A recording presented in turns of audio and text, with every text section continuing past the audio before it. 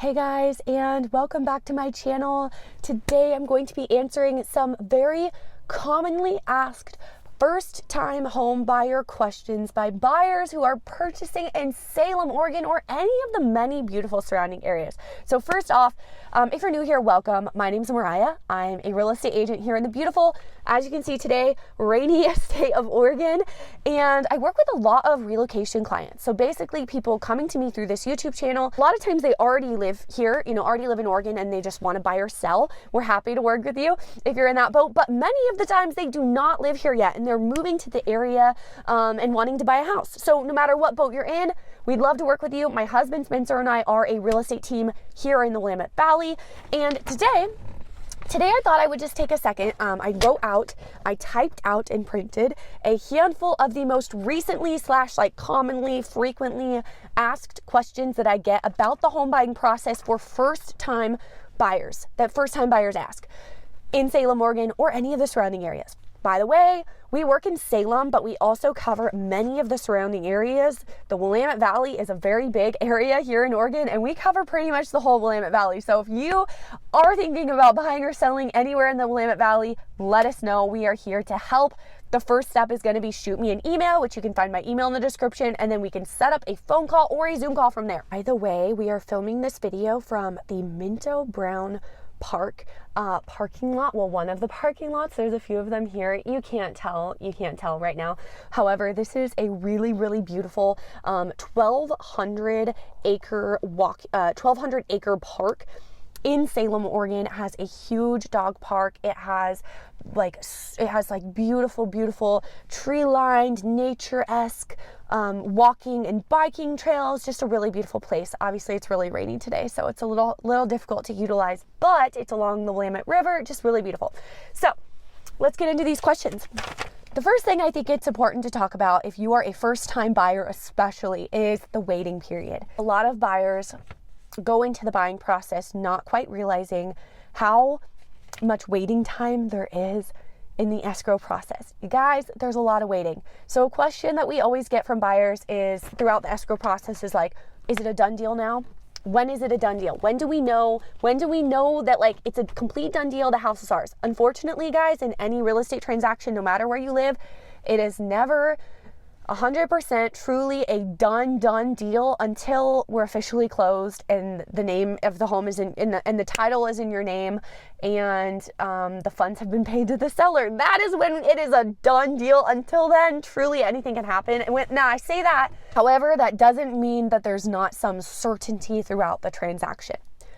But I just do want buyers to know up front, there is a lot of waiting. So once you get an offer accepted here in the state of Oregon, we have 10 business days to get your inspections done. During that time, there's a lot of waiting. We're waiting to hear back from the inspection report. We don't just have the inspection done and then hear back the same day. We wait a few days to get the inspection report back. And then we send over a repair addendum if we're asking the sellers to do any repairs for us. And then we wait to hear back from their response.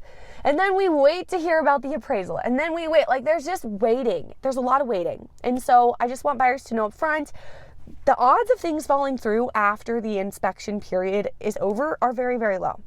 It's probably not going to happen. However, there is a small chance, and the only time that it's actually a done deal is when it's officially a done deal and we are officially closed and the house is yours. Do we see transactions fall through after the inspection period's over?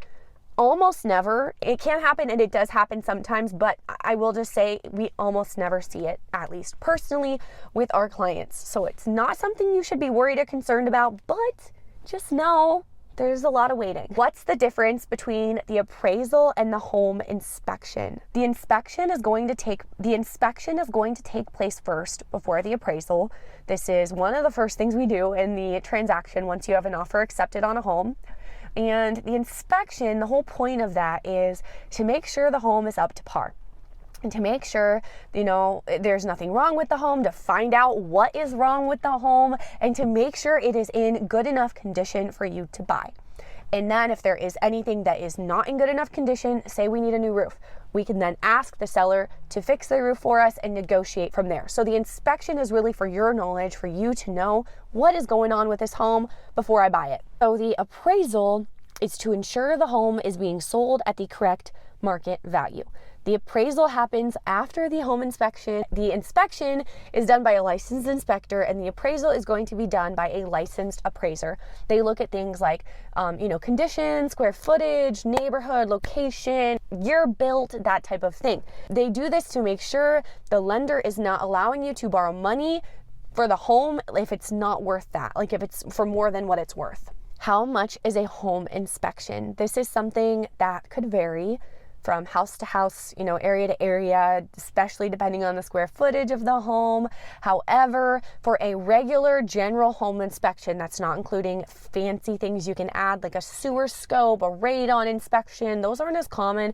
Usually buyers just get a regular inspection. There are instances when it might be wise to add on another type of inspection, especially if it's like a really old home or if it's in a certain area that's more has radon more often. However, most often buyers just get a regular old home inspection, and that is generally going to be around $450. Do I get that money back as the buyer if the transaction falls through? No. When you get a home inspection, when you get a home under contract, it is your responsibility as the home buyer to pay for that inspection.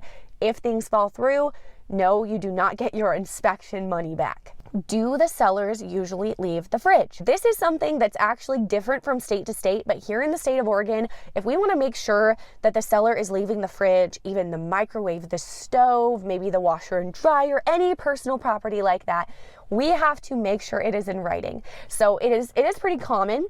I would say it's probably more common than not. All depends on the situation though, for the seller here in Oregon to want to leave the fridge. However, the stove, the microwave, a lot of times sellers will leave those.